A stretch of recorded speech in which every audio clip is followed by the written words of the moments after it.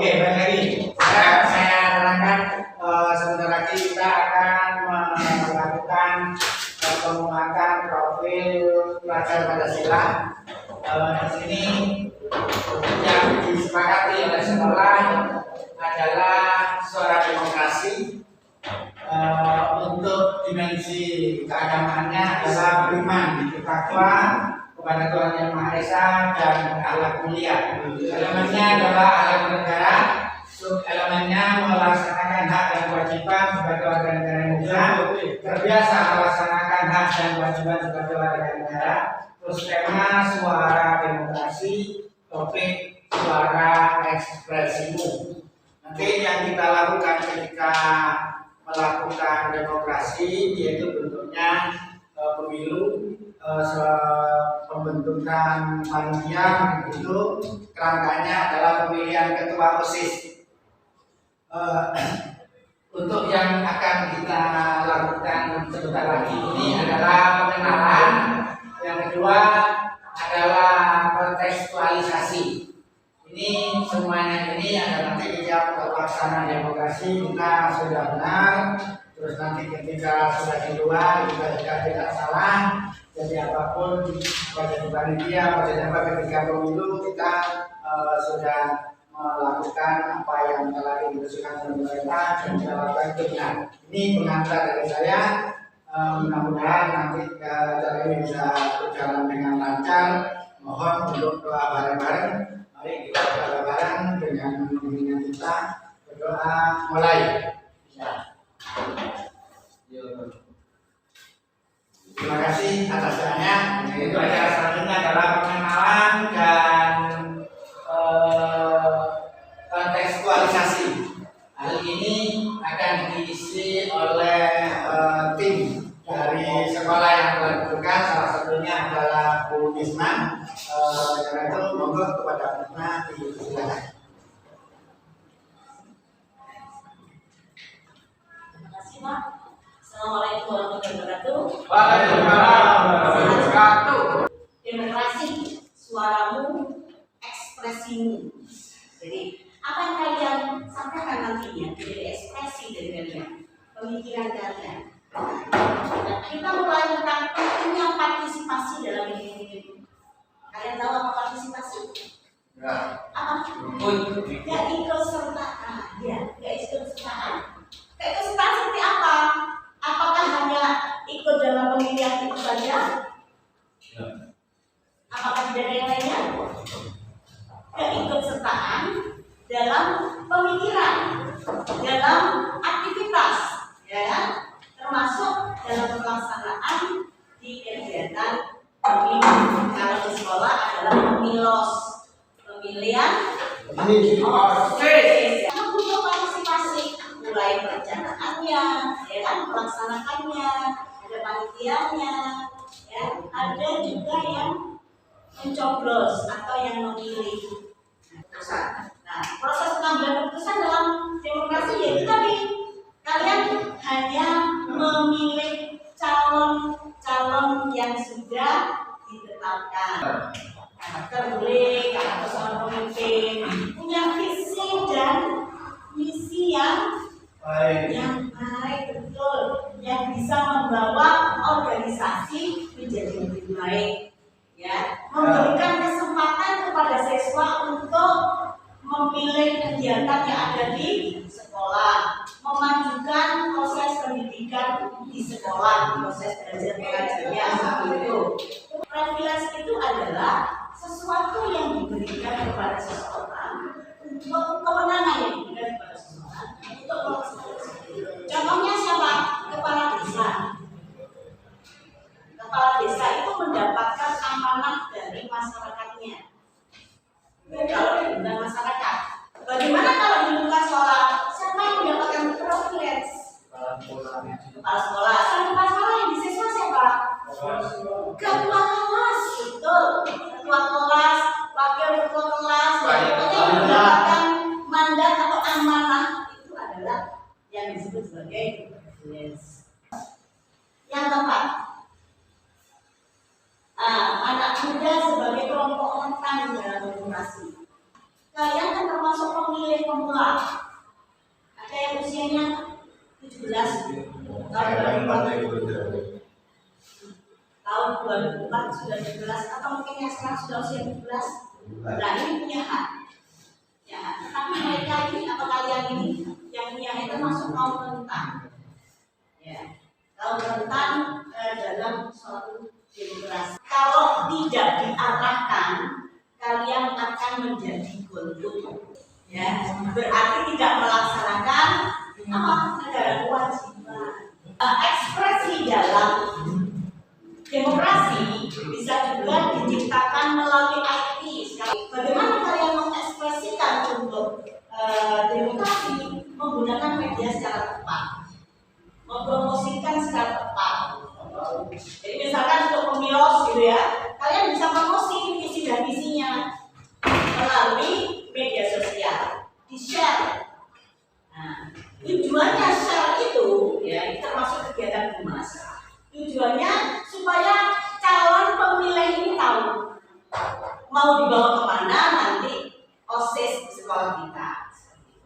Nah, kalau sudah tahu kan yang terbaik menurut kalian, yang memang itu membawa suara kalian untuk bisa lebih maju dan bisa dipilih menggunakan medsos itu tadi, mempromosikan visi dan misinya. Jadi jangan kira kalian bukan anggota partai ya, kemudian tidak boleh berpolitik. Boleh, itu juga kegiatan politik, budaya politik seperti itu. Membiasakan diri untuk mengekspresikan melalui media sosial.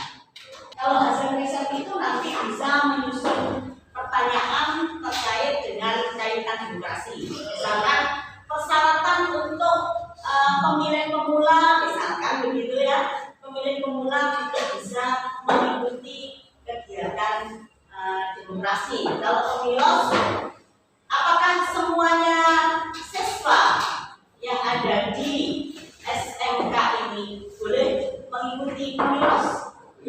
Boleh. Apakah siswa di luar SMK ini boleh memilih pemilos? Nah, Alasannya?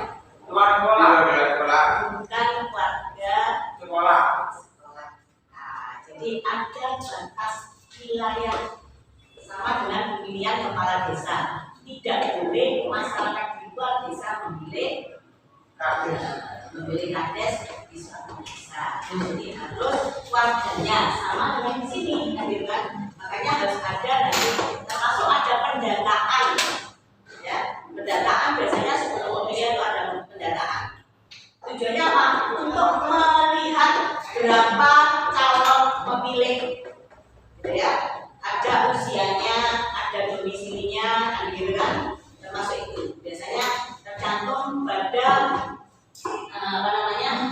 daftar pertama DPS dulu, daftar sementara. Kalau pemilihan umum ya, ada DPS, ada DPT. DPS, kemudian mungkin masih ada yang belum masuk, bisa nanti dilaporkan, bisa nanti ditambahkan, kemudian menjadi DPT, daftar pemilih tetap. Kalau di sini nanti dilihat jumlah siswanya berapa. Ada bilang-bilang kelas fase E, fase F, dan kelas 12. Jumlahnya berapa? Ini untuk mengontrol apakah semua sudah berpartisipasi secara dalam pemilihan atau dalam demokrasi, dalam pemilu nanti. Dan ketahui nanti dari daftar hadir, siapa yang hadir, siapa tidak. Kemudian nanti kalau sudah ada pengumpulan dokumen pembelajaran ya, dokumen tadi, hasil dari apa yang kita sampaikan akan didokumentasikan. Ini kemudian akan bisa digunakan sebagai alat bukti untuk mendukung proses belajar proses pembelajaran di SMK kita.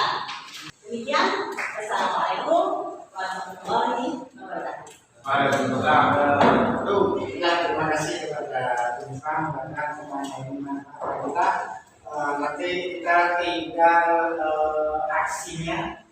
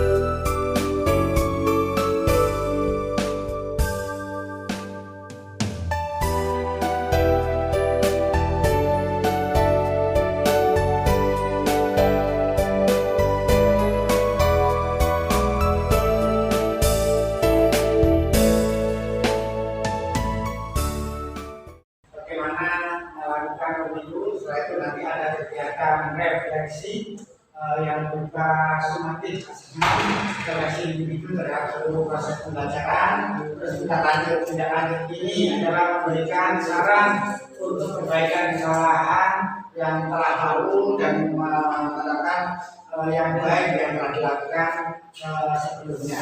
Baik, itu yang saya sampaikan. Mungkin masih ada yang mau tanya? Tidak ada. Sudah paham semuanya ya? Nanti bisa berangkat, nanti kita berdoa bareng semuanya. Doa mulai. Ya.